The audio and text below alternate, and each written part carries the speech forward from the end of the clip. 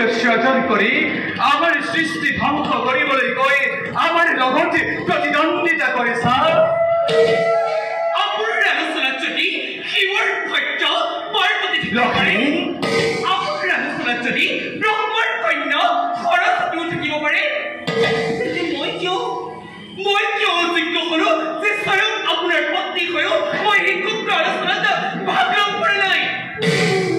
তোমাক এই কথা কোনে ক'লে লক্ষ্মী? আমি বুজিব পাৰিছো তুমি নাৰদৰ কুচক্ৰান্তত পৰি এনে ঘৃণনীয় কাৰ্যতে লিপ্ত হলা। নিমাত কিয় লক্ষ্মী? তুমি জানিব লাগিছিল সঁচাক মিছা আৰু মিছা সঁচা কৰাতে নাৰদৰ যোগে যোগে চলি আহিছে। এই জগতবাসীৰ আগত নাৰদ এজন তুৰ্কীয় হিচাপে জনা যায়। নাৰদ এজন জ্ঞানী মুনি, তেওঁ কেতিয়াও মিছা আশ্ৰয় ল'ব নোৱাৰে।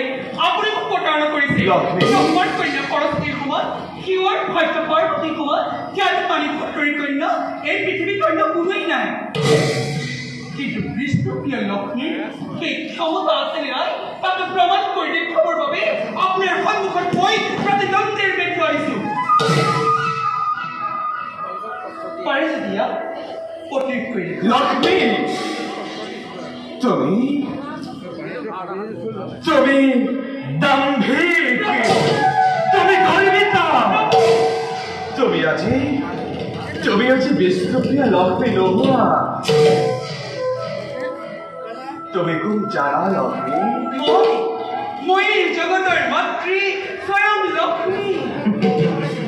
তুমি আৰু লক্ষ্মী,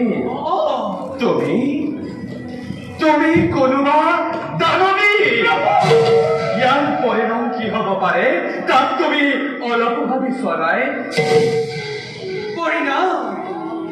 পৰিণামলৈ ভয় কৰি লক্ষ্মী আজি নিজ কৰ্তব্যত আগবঢ়া নাই। আজি বিষ্ণুৱে বুজি উঠিব লক্ষ্মীক অৱহেলা কৰাৰ পৰিণাম ভয়ংকৰ হৈ উঠিব পাৰে। ভুল লক্ষ্মী, ভুল। তুমি ভুল পথে পৰিচালিত হৈছা। ইয়াৰ পৰিণাম অতি মৰ্মান্তিক হৈ উঠিব। এদিন নহয় এদিন তুমি ভয়ংকৰ বিপদৰ সন্মুখীন হৈ তাৰ পৰা উদ্ধাৰৰ বাবে হাই হাই কৰি থাকিব লাগিব।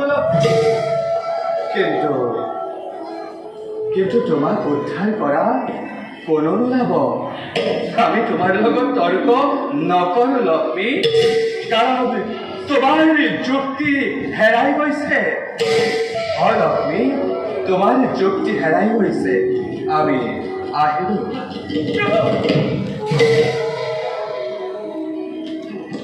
কিন্তু লক্ষ্মী, যোৱাৰ আগে মাত্ৰ এষাৰ কথা কৈ যাওঁ শুনা। এইও এক কৰ্মৰ ফল। লক্ষ্মী, এইও এক কৰ্মৰেই ফল। কাৰণ ধৰ্মৰ জয়, ধৰ্মৰ জয় আৰু অধৰ্মৰ পৰাজয়।